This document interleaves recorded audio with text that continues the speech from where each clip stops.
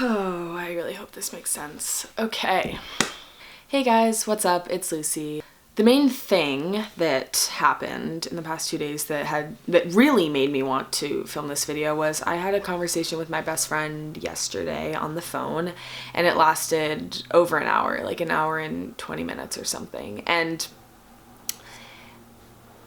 in that phone call, we talked about rejection, the people in our lives, self-awareness, self-acceptance, numbing your emotions, just happiness in general, fear, a lot about fear actually. But at the end of that conversation, it was mainly me talking to her for an hour because she went through something. But after that, she said to me, she was like, Lucy, you really should film a video about this, or Lucy, you really should write a blog post about this or journal about it or whatever.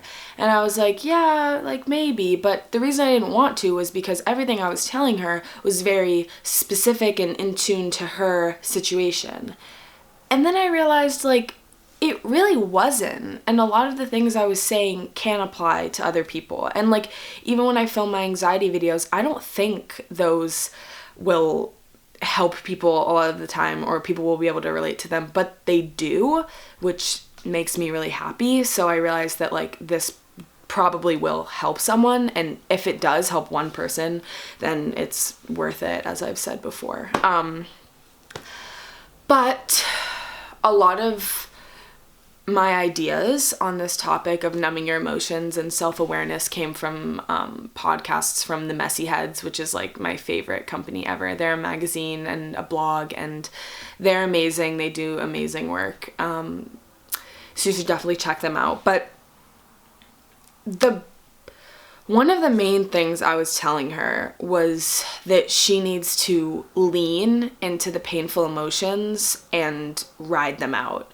Because the only way she's going to feel better, and the only way you're going to feel better about whatever's going on in your life, is if you let yourself feel sad, if you embrace those emotions. And I hate the fact that, like, today, being happy all the time and being, like, high on life 24/7 is this, like, new thing. It's okay to be sad because it shows that you're multidimensional, and humans are multidimensional, and that's such a beautiful thing. You shouldn't act the same around your mom as you do around your best friend, and that's okay. You know, you act different around your boss, around your guy friends, around your boyfriend, around your peers that you don't really know. You know, it's okay to act different based on like different levels of comfort and stuff, and that's okay. And I don't know why people blame themselves for that or blame others for that. You know, we are multidimensional. I can be so happy one day and then feel really shitty the next day. And like, what I'm trying to say here is like, it's okay to feel shitty, and like, if you are feeling shitty, just like embracing that and figuring out why you feel that way. Because numbing your emotions and distracting yourself is just putting this safety blanket on. And like, whether you're watching TV, going shopping, hanging out with your friends, eating, baking, whatever, all these things that can be like very joyful, happy things. If you're doing them to distract yourself from the problems in your life, then you're not making any progress. You know, you have to understand why you're feeling this way. And if you understand that, and if you have embraced that, then that is the only way that things are going to get better. It's important to also realize that someone is always going to be better than you, no matter what. Someone will always be prettier, have a better body, be taller, be smarter, be more polite, be funnier.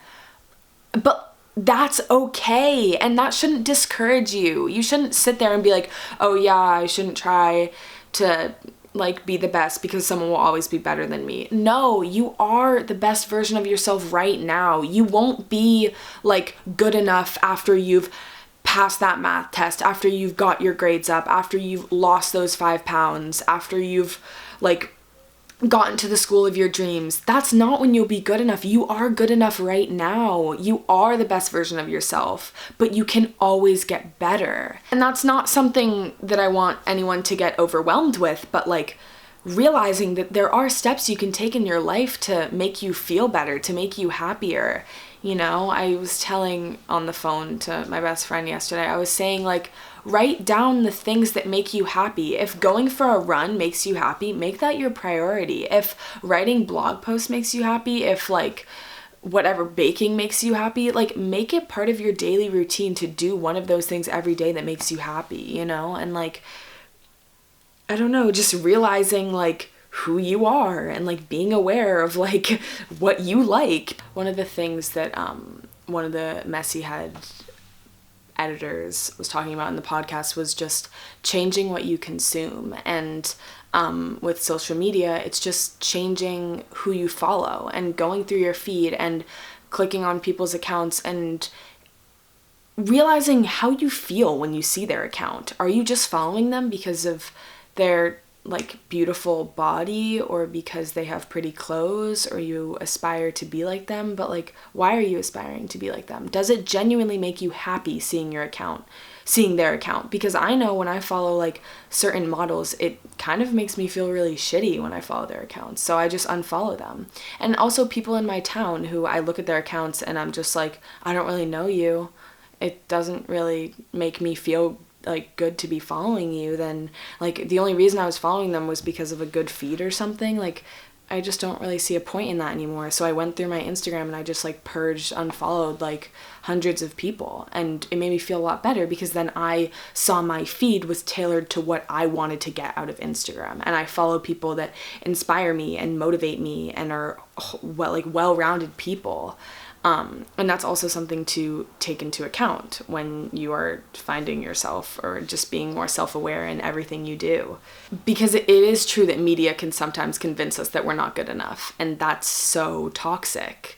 But not all media is toxic, so it's important to distinguish one from the other. She also says, nothing in nature blooms all year long, and you certainly don't need to, and quite honestly, you can't, which I could not agree with more.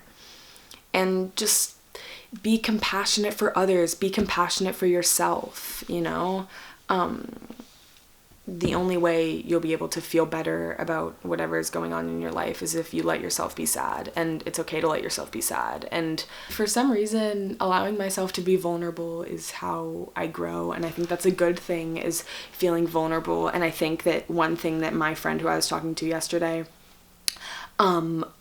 quite easily could have done was to put barriers up after she was hurt, or not necessarily hurt, but just, you know, trying to figure out things in her life. It would have been very easy for her to put up barriers and for her to stop sharing her emotions with other people, for her to stop being vulnerable, because it's easier that way, because it's harder to get hurt and it's less public when you do get hurt.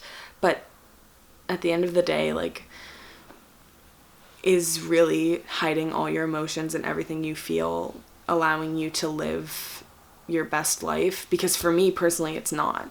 For me, holding back how I'm feeling is just like makes me stressed and upset, and I feel alone, and confiding in people that I love makes me happy and allows me to deal with my problems and not numb them or suppress them or anything. You know, it's confronting your fears and everything that goes along with them. So I don't know, feel free to disagree with anything I said in this video. I guess I just wanted to try and prompt new ideas from you watching this video right now. If you're going through something, I'm always here to talk. You can DM me or anything. But just know it's okay to be sad. It's okay to feel alone, but just confronting those feelings is what will ultimately help you grow, and numbing your emotions is really dangerous and ultimately is not helping you live a wholehearted life. Before clicking out, just like think about how you view yourself and what's holding you back from loving yourself fully, and how can you change that? Because there's a lot that can be done. Okay, thank you guys for watching. Bye.